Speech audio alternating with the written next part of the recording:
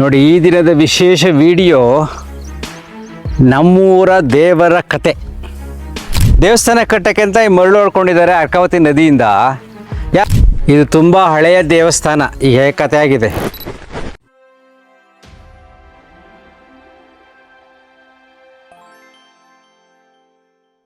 ನಮಸ್ಕಾರ ಸ್ನೇಹಿತರೆ. ನೋಡಿ, ಈ ದಿನದ ವಿಶೇಷ ವಿಡಿಯೋ ನಮ್ಮೂರ ದೇವರ ಕತೆ. ನೋಡಿ, ವಿಡಿಯೋ ಮಾಡ್ತಾ ಇದ್ದೀನಿ. ಇದು ನಮ್ಮೂರ ಹತ್ರ, ಅಂದ್ರೆ ನಮ್ಮೂರಂದರೆ ವೀರೇಗೌಡನ ದೊಡ್ಡಿ, ಕನಕಪುರ ತಾಲೂಕು. ಈ ಹಳ್ಳಿನಲ್ಲಿ ಹುಟ್ಟಿ ಬೆಳೆದಿರ್ತಕ್ಕಂಥವನು ನಾನು. ಈ ದೇವಸ್ಥಾನವನ್ನು 20 ವರ್ಷಗಳಿಂದ ಕಟ್ತಾ ಇದ್ದಾರೆ. ಆ್ಯಕ್ಚುಲಿ ಹೇಳಬೇಕು ಅಂದರೆ ಪಾಪ ಯುವಕರು ಮುಂದೆ ಬಂದು ಈಗ ಒಂದು 2 ವರ್ಷದಿಂದ ಇದನ್ನು ತುಂಬ ಫಾಸ್ಟ್ ಮಾಡಿದ್ರು. ಅದಕ್ಕಿಂತ ಮೊದಲು ಸ್ವಲ್ಪ ಕಟ್ಟೋದು, ಯಾವುದೋ ರಾಜಕೀಯ ಮಾಡೋದು, ಮನುಷ್ಯನ ಸ್ವಾರ್ಥಕ್ಕಾಗಿ, ರಾಜಕೀಯಕ್ಕಾಗಿ ಏನೇನೋ ನಾನಾ ಕಾರಣಗಳಿಂದ ಈ ದೇವಸ್ಥಾನ ನಿಂತೋಗಿತ್ತು. ಇದು ಶ್ರೀ ರಂಗನಾಥ ದೇವಸ್ಥಾನ ಮತ್ತು ಹೊನ್ನಪ್ಪ ರಂಗಪ್ಪ ದೇವಸ್ಥಾನ ಅಂತಲೂ ಕರೀತಾರೆ. ಇದ್ರ ಬಗ್ಗೆ ಡೀಟೇಲ್ಸ್ ಹೇಳ್ತೀನಿ ಬನ್ನಿ. ಇಲ್ಲೊಂದು ಗುಂಟು ತೋಪಿತ್ತು. ಈ ಗುಂಟು ತೋಪು, ಇದು ಕೆರೆ ದೊಡ್ಡದಾಗಿತ್ತು. ಇದೆಲ್ಲ ಅಕ್ವೈರ್ ಆಗಿ ಇಷ್ಟು ಉಳ್ಕೊಂಡಿದೆ. ಸುತ್ತ ಎಲ್ಲ ಅಕ್ವೈರ್ ಮಾಡ್ಕೊಂಬಿಟ್ಟಿದ್ದಾರೆ. ಇಲ್ಲಿ ತುಂಬ ದೊಡ್ಡ ದೊಡ್ಡ ನೇರಳೆ ಮರಗಳು, ಜಾತಿ ಜಾತಿ ನೇರಳೆ ಮರಗಳೆಲ್ಲ ಇದ್ದೋ ಇಲ್ಲಿ. ಆ ಎಲ್ಲ ಮರಗಳು ನಾಶ ಆದೋ. ನಾವು ಚಿಕ್ಕ ಹುಡುಗನಲ್ಲಿ ಶಾಲೆಗೆ ಹೋಗಿ, ಇಲ್ಲಿ ಮುಂದೆ ಹೋದರೆ ಸಿಂಗಸಂದ್ರ ಅಂತ, ಈ ಶಾಲೆಗೆ ಹೋಗಿ ಬರಬೇಕಾದ್ರೆ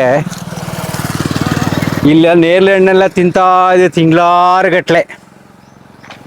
ಸೊ ನೇರಳೆ ಹಣ್ಣೆಲ್ಲ ತಿನ್ಕೊಂಡು ಮನೆಗೆ ಬರ್ತಾಯಿದ್ವಿ. ನೋಡಿ, ಈಗ ಒಂದು ನೇರಳೆ ಮರವೂ ಇಲ್ಲ. 10 ನೇರಳೆ ಹಣ್ಣಿನ ಮರಗಳಿದ್ದೋ. ಸುತ್ತ ಎಲ್ಲ ಜಾಗ ಎಲ್ಲ ಅಕ್ವೈರ್ ಮಾಡ್ಕೊಂಡ್ಬಿಟ್ಟಿದ್ದಾರೆ.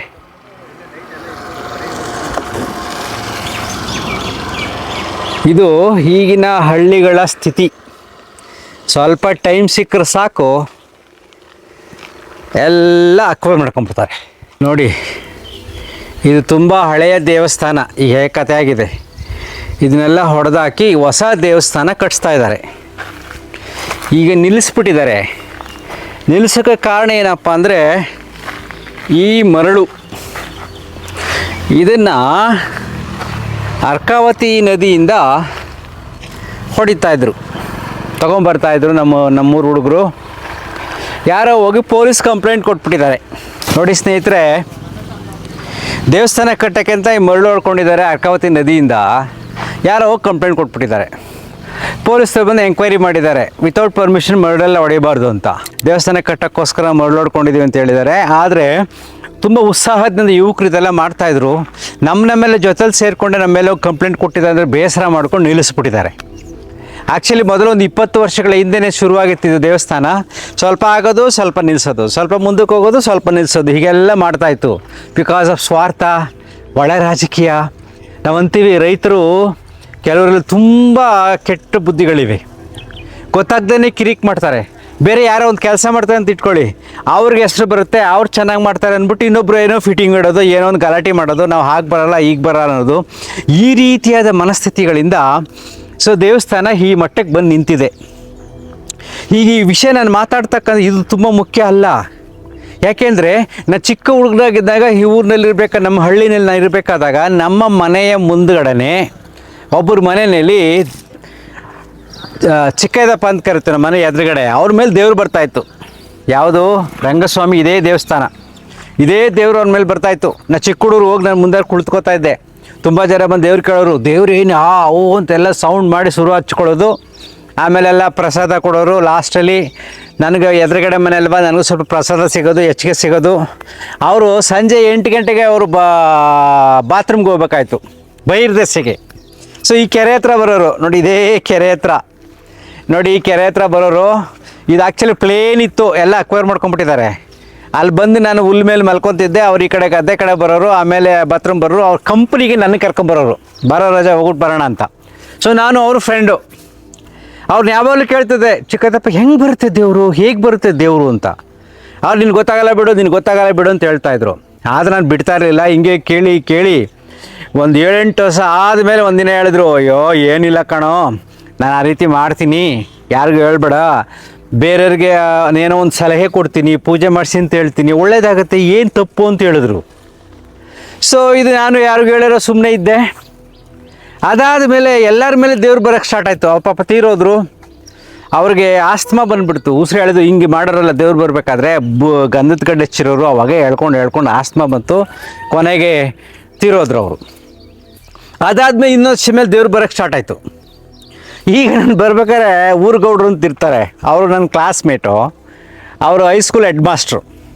ಅವ್ರಿಗೆ ಹೇಳಿದೆ, ನೋಡಿ ಹೋಗಿ ನಾನು ವೀಡಿಯೋ ಮಾಡ್ತಾಯಿದ್ದೀನಿ ದೇವ್ರ ಬಗ್ಗೆ, ಈಗ ಎಲ್ಲರ ಮೇಲೂ ದೇವ್ರು ಬರ್ತಾಯಿತ್ತಲ್ಲ, ಈಗ ಹೋಗಿ ಕೇಳ್ಕೊತೀನಿ ದೇವ್ರು ನಿಮ್ಮ ಮೇಲೆ ಬರಬೇಕು. ನೀವು ಹೈಸ್ಕೂಲ್ ಹೆಡ್ ಮಾಸ್ಟರ್ ರಿಟೈರ್ಡ್ ಆಗಿದ್ದೀರಾ, ವೈಜ್ಞಾನಿಕ ಚಿಂತನೆ ಇದೆ, ನಿಮ್ಮ ಮೇಲೆ ಬಂದು ಹೇಳಬೇಕು ಯಾರು ಕಂಪ್ಲೇಂಟ್ ಕೊಟ್ಟಿದ್ದಾರೆ. ಸೊ ಬೇಜಾರು ಮಾಡ್ಕೊಂಡು ಕಂಪ್ಲೇಂಟ್ ಕೊಟ್ಟಿದ್ದಾರೆ ಅಂತ ದೇವ್ರಿಗೆ ಗುಡಿ ಕೆಲಸ ಮಾಡೋದು ನಿಲ್ಲಿಸ್ಬಿಟ್ಟಿದ್ದಾರೆ. ದೇವರು ನಿಮ್ಮ ಮೇಲೆ ಬಂದು ಹೇಳಬೇಕು ಮಾಸ್ಟ್ರೇ, ಊರ್ಗೌಡ್ರೆ ಅಂತ ಹೇಳಿದೆ. ಅವ್ರು ಹೇಳಿದ್ರು, ನನ್ನ ಮೇಲೆ ಬರಲ್ಲ ಬಿಡಪ್ಪ, ಯಾಕೆಂದರೆ ಮೂರ್ನಾಲ್ಕು ಜನ ಗುಂಪಿದೆ, ಒಬ್ಬರ ಮೇಲೆ ದೇವ್ರು ಬರುತ್ತೆ, ಅವ್ರದ್ದಾದ್ಮೇಲೆ ಇನ್ನೊಬ್ಬರ ಮೇಲೆ ದೇವ್ರು ಬರುತ್ತೆ, ಅವ್ರದ್ದಾದ್ಮೇಲೆ ಇನ್ನೊಬ್ಬರ ಮೇಲೆ ದೇವ್ರು ಬರುತ್ತೆ, ನನ್ನ ಮೇಲೆ ಬರಲ್ಲ ಬಿಡು ಅಂದರು. ನಾವು ಅವರೆಲ್ಲ ಕ್ಲಾಸ್ಮೇಟ್ಸು. ನೋಡಿ ಎಷ್ಟು ತಮಾಷೆಗಿದೆ. ಈಗಲೂ ಈ ದೇವರು ಬರುತ್ತೆ, ಆದರೆ ಈ ದೇವರು 20 ವರ್ಷಗಳಿಂದ ನನ್ನ ದೇವಸ್ಥಾನ ಯಾಕೆ ಕಟ್ಟಿಲ್ಲ ಅಂತ ಯಾರಿಗೂ ಕ್ವಶನ್ ಕೇಳಿಲ್ಲ. ಈ ಮರಳೆತ್ಕೊ ಬಂದಾಗ ಕಂಪ್ಲೇಂಟ್ ಯಾರು ಕೊಟ್ಟರು ಅಂತ ದೇವರು ಮೈ ಮೇಲೆ ಬಂದು ಹೇಳಲಿಲ್ಲ, ಯಾರಿಗೂ ಗೊತ್ತಿಲ್ಲ ಯಾರು ಕೊಟ್ಟರು ಕಂಪ್ಲೇಂಟ್ ಅಂತ. ಈಗ ಹುಡುಗರು ಬೇಜಾರು ಮಾಡಿ ತುಂಬ ಉತ್ಸಾಹದಿಂದ ದೇವಸ್ಥಾನ ಕಟ್ಟಬೇಕು ಅಂತಿದ್ರು, ಬೇಜಾರು ಮಾಡ್ಕೊಂಡೆಲ್ಲ ನಿಲ್ಲಿಸ್ಬಿಟ್ಟಿದ್ದಾರೆ. ಈ ದೇವ್ರು ಬಂದು ಹೇಳಬೇಕಲ್ವಾ, ಕಂಪ್ಲೇಂಟ್ ಕೊಟ್ಟವನಿಗೆ ದೇವರು ಶಿಕ್ಷೆ ಕೊಡಬೇಕಲ್ವಾ, ಅವನು ರಕ್ತ ಕಾರ್ಬೇಕು, ಅವನು ನಾನು ತಪ್ಪಾಯ್ತು ಅಂತ ಜನಗಳನ್ನು ಕೇಳ್ಕೋಬೇಕು. ಹಂಗೆ ದೇವ್ರು ಮಾಡಬೇಕಲ್ವಾ. ನಾವು ಮೈ ಮೇಲೆ ಬರ್ತಕ್ಕಂಥ ದೇವರುಗಳನ್ನು ನಂಬ್ತೀವಿ. ಇದೇ ದೇವರನ್ನು ನಾವು ಪ್ರತಿ ವರ್ಷ ನಮ್ಮ ಊರಿನಲ್ಲಿ ಒಂದು ಉತ್ಸವ ಮಾಡ್ತಾಯಿದ್ವಿ. ರಥಸಪ್ತಮಿ ದಿನ ನರಸಿಂಹಸ್ವಾಮಿ ಅಂತ ಇನ್ನೊಂದು ದೇವರು, ಆಂಜನೇಯ ಅಂತ ಇನ್ನೊಂದು ದೇವರು, ಮತ್ತು ಈ ದೇವರು ಎಲ್ಲ ಜೋರಾಗಿ ಮಾಡ್ತಾಯಿದ್ವಿ. ಆಗ ಹಳ್ಳಿನಲ್ಲಿ 5-6 ಜನ ಮೇಲೆ ದೇವ್ರು ಬಂದ್ಬಿಡೋದು. ಜೊತೆಗೆ ವಾಹನ ಎತ್ಕೊಂಡು ಬರ್ತೀವಲ್ಲ, 4-5 ವಾಹನಗಳು, ಅದ್ರ ಮೇಲೆ ದೇವ್ರು ಬಂದ್ಬಿಡೋದು. ಹಿಡಿಯೋಕೆ ಆಗ್ತಲ್ಲ, ಏನು ಓಡಾಡ್ತಿದ್ರು. ಈಗಲೂ ಕೂಡ ನೀವು ಇನ್ಸ್ಟಾಗ್ರಾಮ್ನಲ್ಲಿ ನೋಡ್ತೀರಾ, ನೀವು ವಾಹನದ ಮೇಲೆ ದೇವರು ಬರೋದು, ಕ್ವಶನ್ ಕೇಳಿದಾಗ ಆ ದೇವರು ತಿರುಗೋದು ಎಲ್ಲ ನೀವು ನೋಡ್ತಾ ಇರ್ತೀರ. ನಾನು ನೋಡಿ ಸತ್ಯ ಹೇಳ್ತಾ ಇದ್ದೀನಿ, ಇದೇ ದೇವರು 3-4 ಜನ ಮೇಲೆ ಬರ್ತಾಯಿತ್ತು.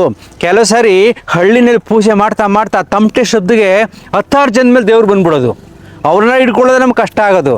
ನೋಡಿ ಎಷ್ಟೊಂದು ನಾಟಕ ಮಾಡ್ತಾರೆ, ಎಷ್ಟೊಂದು ಸೈಕಾಲಜಿಕಲ್ ಎಫೆಕ್ಟ್ ಆಗುತ್ತೆ. ನಾನೇ ನೋಡ್ಕೊಂಡು ಬೆಳೆದಿರ್ತಕ್ಕಂಥ ದೇವರು ಈಗ ಪಾಪ ಈ ಸ್ಥಿತಿನಲ್ಲಿ ಕುಳಿತಿದೆ. ಹುಡುಗರುಗಳು ಬೇಜಾರು ಮಾಡ್ಕೊಂಡ್ಬಿಟ್ಟಿದ್ದಾರೆ. ಸೊ ಬೇಜಾರು ಮಾಡಿಕೊಂಡು ಕಟ್ತಾ ಇಲ್ಲ, ನಿಲ್ಲಿಸ್ಬಿಟ್ಟಿದ್ದಾರೆ. ಸತ್ಯ ಘಟನೆಯನ್ನು ಇಟ್ಕೊಂಡು ನಾನು ನಿಮ್ಗೆ ಎಕ್ಸ್ಪ್ಲೇನ್ ಮಾಡ್ತಾ ಇದ್ದೀನಿ. ಈಗ ನನಗೆ 60 ವರ್ಷ ವಯಸ್ಸು, ಅಟ್ಲೀಸ್ಟ್ 10 ಇಯರ್ಸಿಂದ ನನಗೆಲ್ಲ ಅರ್ಥ ಆಗ್ತಾ ಬಂದಿದೆ. 50 ವರ್ಷಗಳು ಮನುಷ್ಯನ ಮೇಲೆ ದೇವ್ರು ಬದಲು ನೋಡಿದ್ದೀನಿ. ಎಲ್ಲ ಸುಳ್ಳು ನಾಟಕಗಳು, ಮೌಢ್ಯಗಳು. ಈ ಮೌಢ್ಯಗಳಲ್ಲಿ ಜನರು ದಾಸರಾಗಿದ್ದಾರೆ. ಈಗಲೂ ಯಾರ ಮೇಲೆ ದೇವ್ರು ಬರುತ್ತಂತೆ. ನಮ್ಮ ಫ್ರೆಂಡ್ ಕೇಳಿದಾಗ ಅವನಿಗೆ ಹೇಳ್ದ, ನನ್ನ ಮೇಲೆ ಬರಲ್ಲಪ್ಪ, ಬೇರೆ ಮೇಲೆ ಬರುತ್ತೆ ಅಂತ. ಯು ಸಿ, ಸೊ ಹೀಗೆ ಜನರ ಮನಸ್ಸುಗಳ ಮೇಲೆ ಆಟ ಆಡ್ತಾ ಇದ್ದಾರೆ, ಭಾವನೆಗಳ ಮೇಲೆ ಆಟ ಆಡ್ತಾ ಇದ್ದಾರೆ. ನಿಮ್ಮ ಮನಸ್ಸುಗಳನ್ನು, ನಿಮ್ಮ ನಂಬಿಕೆಯನ್ನು ಉಪಯೋಗಿಸ್ಕೊಂಡು ವ್ಯಾಪಾರ ಮಾಡ್ತಾ ಇದ್ದಾರೆ. ಇದು ಬೇಕಾದಷ್ಟು ಹತ್ತಿರದಲ್ಲೇ ನಡೆಯುತ್ತೆ. ಕೆಲವರು ದೇವರುಗಳನ್ನು ಒಂದೊಂದು ಕಾಲೋನಿಗೆ ತೊಗೊಂಡು ಹೋಗೋದಿಲ್ಲ. ಯಾಕೆಂದರೆ ಆ ಕಾಲೋನಿಗೆ ಹೋಗಬಾರ್ದು, ಅಸ್ಪೃಶ್ಯರು ಅಂದ್ಬಿಟ್ಟು ತೊಗೊಂಡು ಹೋಗೋದಿಲ್ಲ. ಅದಕ್ಕೋಸ್ಕರ ಜಗಳಾಗಿ ಕೆಲವು ದೇವಸ್ಥಾನಗಳಲ್ಲಿ ದೇವ್ರ ಪೂಜೆ ಮಾಡೋದು ನಿಂತೋಗ್ಬಿಟ್ಟಿದೆ. ಆಗ ದೇವರೆಲ್ಲ ಬುದ್ಧಿ ಹೇಳಬೇಕಲ್ವಾ, ಈ ರೀತಿ ಮಾಡಬೇಡಿ, ಎಲ್ಲರೂ ನನ್ನ ಮಕ್ಕಳೇ, ಎಲ್ಲರೂ ನನ್ನನ್ನು ಪೂಜಿಸಿ ದೇವ್ರಿಗೆ ಮೈ ಮೇಲೆ ಬಂದು ಹೇಳ್ಬೋದಲ್ವ. ಹೋಗಲಿ, ಮೈ ಮೇಲೆ ಬಂದಿರುತ್ತೆ ಅಂತ ಹೇಳ್ತಾರೆ, ಅದು ಸುಳ್ಳು. ಆ್ಯಕ್ಚುಲಿ ಆ ದೇವರಿದ್ರೆ ಬಂದು ಹೇಳಬೇಕಲ್ವಾ, ಬುದ್ಧಿ ಕಲಿಸ್ಬೇಕಲ್ವ ಎಲ್ಲರಿಗೂ. ಆ ರೀತಿ ಮಾಡಬಾರ್ದು. ಮಾನವ ಸಂಕುಲ ಎಲ್ಲವೂ ನನ್ನ ಮಕ್ಕಳೇ, ಯಾರಿಗಾದರೂ ಭೇದ ಭಾವ ಮಾಡಿದ್ರೆ ನಾನು ನಿಮಗೆ ಶಿಕ್ಷೆ ಕೊಡ್ತೀನಿ ಅಂತ ಯಾವ ದೇವರು ಹೇಳಲಿಲ್ಲ. ರಾಜಕೀಯ ಮಾಡಿಕೊಂಡು ದ್ವೇಷ ಸಾಧಿಸ್ತಾ ಒಂದು ಕಾಲನಿಗೆ ಹೋಗಲ್ಲ, ಅಲ್ಲೋಗಲ್ಲ, ಇಲ್ಲೋಗಲ್ಲ ಅಂದ್ಬಿಟ್ಟು ನಿಲ್ಲಿಸ್ಬಿಡ್ತಾರೆ ಜಗಳ ಆದರೆ. ಅರ್ಥ ಆಯ್ತು. ಕೆಲವು ಜನಗಳನ್ನು ದೇವಸ್ಥಾನಕ್ಕೆ ಸೇರಿಸ್ತಾ ಇರಲಿಲ್ಲ. ಎಷ್ಟೊಂದು ಅಜ್ಞಾನ ತುಂಬಿದೆ ದೇವ್ರ ಬಗ್ಗೆ, ಜನಗಳ ಬಗ್ಗೆ. ಅದಕ್ಕೆ ವಾಸ್ತವ ಸ್ಥಿತಿಯನ್ನು ಇದೇ ಸ್ಥಳದಲ್ಲಿ ನಿಂತ್ಕೊಂಡು ನಾನು ಹೇಳ್ತಾ ಇದ್ದೀನಿ. ಯಾಕಂದರೆ 50 ವರ್ಷಗಳನ್ನು ನಾನು ನೋಡಿ ಬೆಳೆದಿರತಕ್ಕಂಥ ಸ್ಥಳ ಇದು. ನೋಡಿ ಸ್ನೇಹಿತರೆ, ಯೋಚನೆ ಮಾಡಿ ನೋಡಿ, ನಮ್ಮ ಸಮಾಜದಲ್ಲಿ ಎಷ್ಟೊಂದು ಮೌಢ್ಯಗಳು ತುಂಬಿಕೊಂಡಿದೆ ಅಂತ, ಅಲ್ವೇನ್ರಿ? ಇದನ್ನು ಯಾವಾಗ ಕಂಪ್ಲೀಟ್ ಆಗುತ್ತೋ, ಯಾವಾಗ ಪೂಜೆ ಮಾಡ್ತಾರೋ ನನಗಂತೂ ಗೊತ್ತಿಲ್ಲ. ಯಾಕೆಂದರೆ ಇದು ನನ್ನ ದೇವರು, ನಮ್ಮೂರ ದೇವರು. ಅಹಂಕಾರಕ್ಕೆ ಅಜ್ಞಾನಕ್ಕೆ, ರಾಜಕೀಯಕ್ಕೆ ಸಿಲುಕಿ ನಲುಗುತ್ತಿದೆ. ಆ ನೋವನ್ನು ನಾನು ನಿಮ್ಮ ಜೊತೆ ಹಂಚ್ಕೊಂಡಿದ್ದೀನಿ. ಇದು ಸಣ್ಣ ಎಕ್ಸಾಂಪಲ್ ಅಷ್ಟೇ. ಈ ರೀತಿ ಬೇಕಾದಷ್ಟು ಹಳ್ಳಿಗಳಲ್ಲಿ, ಸುತ್ತಮುತ್ತಲ ಹಳ್ಳಿಗಳಲ್ಲಿ ನಡೆಯುತ್ತಿದೆ. ಕೊಂಡ ಆಯೋ ವಿಚಾರದ ಜಗಳಾಗಿ ಆ ಉತ್ಸವವನ್ನೇ ನಿಲ್ಲಿಸಿದ್ದಾರೆ. ಈ ಥರ ಬೇಕಾದಷ್ಟು ಘಟನೆಗಳಿದೆ. ಅದಕ್ಕೆ ನಾನು ಹೇಳೋದು, ಈ ಮೌಢ್ಯತೆಯಿಂದ ಹೊರಬನ್ನಿ. ನಂಬಿಕೆಯ ಹೆಸರಿನಲ್ಲಿ ಮೋಸ ಮಾಡೋರ ಬಗ್ಗೆ ಎಚ್ಚರಿಕೆಯಿಂದಿರಿ. ಯಾರ ಮೇಲೂ ದೇವ್ರು ಬರಲ್ಲ, ಯಾವ ವಾಹನದ ಮೇಲೂ ದೇವ್ರು ಬರಲ್ಲ. ಯಾಕೆಂದರೆ ಈ ದೇವ್ರು ಬರೋದನ್ನು ನೋಡಿದ್ದೀನಿ ಬೇಕಾದಷ್ಟು ಅಂದಮೇಲೆ, ಈಗಲೂ ಬರ್ತಾ ಇದೆಯಂತೆ. ಸೊ ಬಂದು ಈ ಸಮಸ್ಯೆನ ಬಗೆಹರಿಸಿಲ್ಲ. ಈ ದೇವಸ್ಥಾನವೇ ಪಾಳು ಬಿದ್ದಿದೆ. ದೇವರು ಬಂದು ಹೇಳ್ಬೋದಾಯ್ತು, ಯಾಕ್ರಪ್ಪ ಪಾಳು ಬೀಳಿಸ್ತಾ ಇದ್ದೀರಾ, ನಂಬಿಕೆ ಮೇಲೆ ಆಟ ಆಡ್ತಿದ್ದೀರಂತ. ಯಾವ ದೇವರು ಹೇಳಿಲ್ಲ. ಅರ್ಥ ಆಗ್ತಿದೆಯಾ? ಎಚ್ಚರಿಕೆಯಿಂದಿರಿ. ಎಲ್ಲ ನಂಬೋಕೆ ಹೋಗಬೇಡಿ. ನಿಮ್ಮನ್ನು ನೀವು ನಂಬ್ರಿ. ನಿಮ್ಮ ನಂಬಿಕೆಯ ಪ್ರಕಾರ ನಿಮ್ಮ ಮನೆಯಲ್ಲಿ ಪೂಜೆಗಳು ಮಾಡ್ಕೊಳ್ಳಿ, ಸಾಕು. ಸೊ ನೆನಪಿಟ್ಕೊಳ್ಳಿ, ಲಾಸ್ಟಲ್ಲಿ ಹೇಳ್ತೀನಿ, ಎಲ್ಲ ಮೌಢ್ಯಗಳಿಂದ ಹೊರ ಬಂದು ಅಂತರ್ಮುಖಿ ಸದಾ ಸುಖಿ. Thank you.